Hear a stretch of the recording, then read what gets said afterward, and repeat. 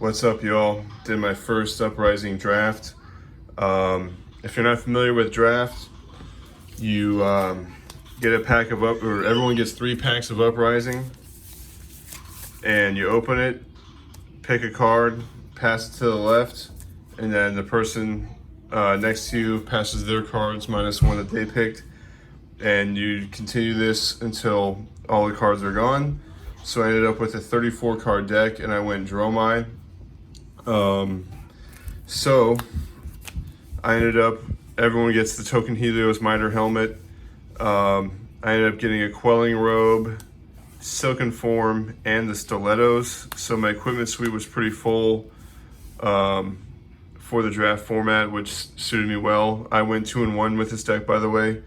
My only loss was to the mirror match, and I'll explain that after you guys see the deck. So, yeah, I got pretty lucky. I got invoke Yendurai, Uvia, Thamai, and Vinserakai. So 4 dragons. Yendurai is very good because he has 3 health, 3 damage, and well, essentially 6 health because he has the endurance counter, so you have to hit him twice to kill him. So he was a pretty imposing presence to be on the board.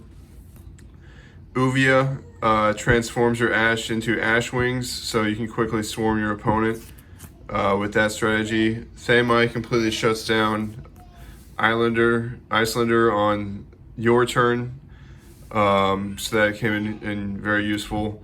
And then Vinserakai does 6 damage, and then if it hits, it does 3 arcane damage, but it only has 1 health. But it does force the opponent to use an attack to get that off the board. I did pull a copy of Burn Them All, which is nice. This is way better in Classic Constructed, but the arcane damage leaking through is very good in the draft format.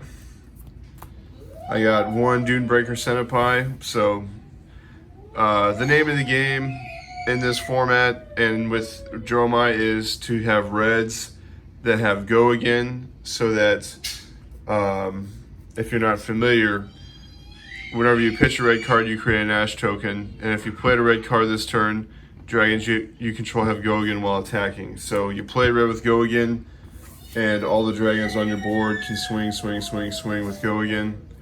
So that's the general strategy. So I had Dunebreaker Senpai, Emberpaw Senpai. It doesn't have go again, but it's a 2 for 8, which is pretty imposing because this is a 20 health format.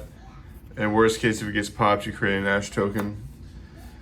I have 1 Billowing Mirage, so this transforms 1 Ash into an Aether Ashwing.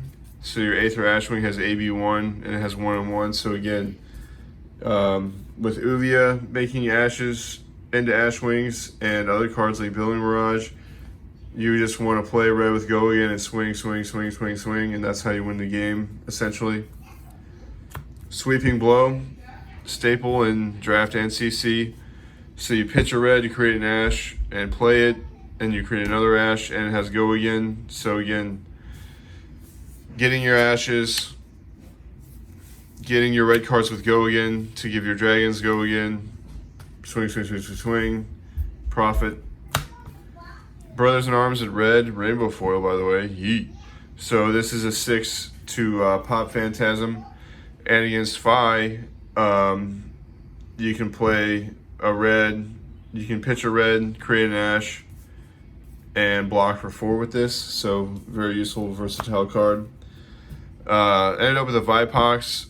Never ended up using it. It's just a red that blocks 3, and you know, maybe against Phi, you can force them to block this or use up some of their equipment. Otherwise, they'll lose a significant amount of health. Stoke the Flames. Again, players can have up to 3 Phoenix Flames in a draft format in their deck. And yeah, if this hits, you can return a Phoenix Flame from your graveyard to your hand. If you do, it gains go again. So in a pinch, this is another red with go again if you do have those Phoenix Flames in your graveyard, but worst case, it's a red that blocks 3, which is fine. I have 2 Searing Touch in here. So it has a rupture mechanic. If it's link 4 or higher, when you attack with it, you can deal 2 damage. So on a turn where you already played a red with go again, you can swing, swing, swing, and then this will be your 4th chain, and then you can do 2 free damage. So that was the idea behind that. So I had 2 of those in there. I ran 2 Phoenix Flames just for Soak the Flames. And pro tip, if you have nothing else to do in your turn and you have some dragons on the board, you can literally play Phoenix Flame for 0 with go again and just swing, swing, swing, swing, swing. So nothing wrong with Phoenix Flame in a Dromai deck in the draft format whatsoever. I have a red trade-in in here. When you attack with trade-in, if you have a Phoenix Flame in your hand, you can discard it to draw a card. And if you have played it from the arsenal, it has go again. So, yeah, if you have some dragons out, you put this in your arsenal, next turn, bam. Play this, 3 with go again, swing, swing, swing, swing, dragons, profit. 2 red sand cover. So as an instant, you can turn an ash, you can give an ash ward 4 that would prevent 4 damage to your hero. And guess what? In a pinch, on your turn, if you have an ash laying around, you can just sand cover as an instant on that. And now you've played a red card this turn, so now all your dragons have go again. Swing, swing, swing, swing, swing. So that's the name of the game. Oasis Respite in red. This card is like one of the best cards in the draft format, draft sealed format.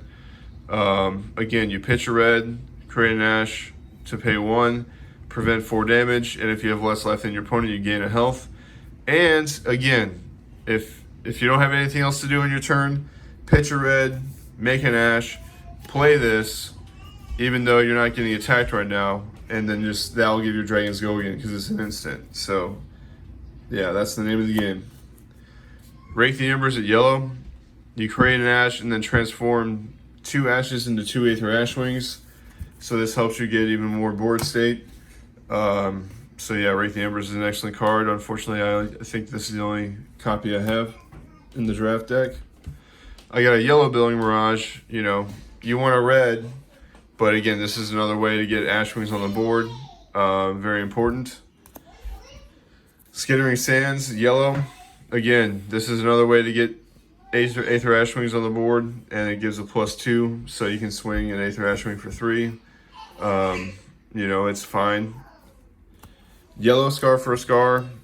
Wish it was red, but, you know, worst case, 0 for 3 with go again, then you hopefully can play a red and then swing, swing, swing your dragons. But yeah, Yellow Scar for a Scar. Yellow Oasis Respite, just good in general.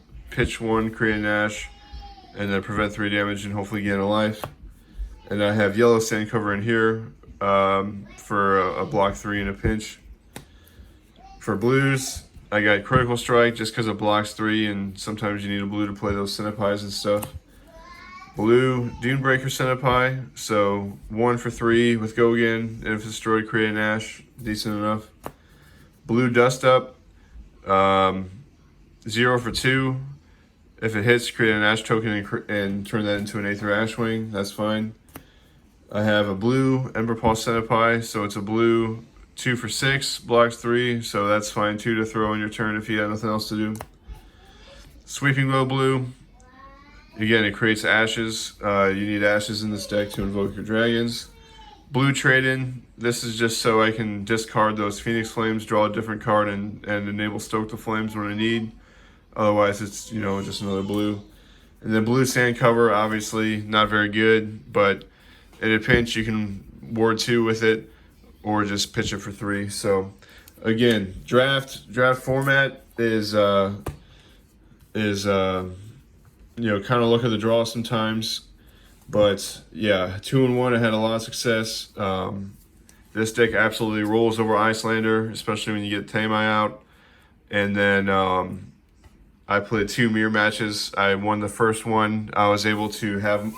So pretty much if you're in the mirror match, if you have dragons and ashwings and they don't, you win the game. So you want to like time it to where, okay, they summon some dragons. On your turn, you want to be able to clear their dragons and keep your dragons.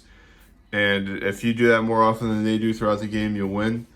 So in my first match, I had the dragons and he didn't, so I won. Second match, played against a very smart player. He's one of the best players in our local meta. And yeah, he was able to have the ashwings, and he had a Kyloria, and he had an Uvia, so he had the dragons, and he was able to kill my dragons before I was able to establish a board. And he was able to win that game, so I went 2-1, got 4th place at the event, got some store credit, and had a lot of fun. So that was my first experience in the draft format with Uprising. I had a lot of fun, and yeah, basically my general strategy was my first couple of picks were like Red Brothers in Arms and Oasis Respite. And then I started seeing good cards like Burn Them All, Dunebreaker Red, Emberpaw Red, Billowing Mirage Red coming to me, Sweeping Blow Red. So I was like, okay, I better go Dromai. And then, yeah, I got a good suite of dragons and a decent amount of cards to create ashwings. Plus my equipment was pretty well suited for me. So with all those things combined, yeah, 2-1, can't complain. Had a lot of fun. So if you have any more tips for dealing with Uprising Draft, leave them in the comments below, and I'll see you in the next video. Good luck in your road to national season.